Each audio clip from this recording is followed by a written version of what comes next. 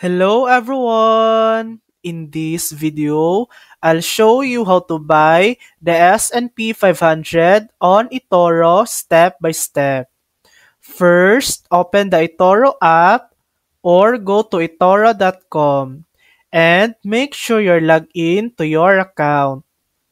Next, go to the search bar at the top and type VU.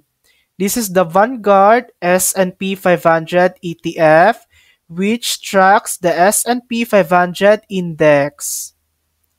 Click on VU from the search results and tap Trade. Enter the amount you want to invest.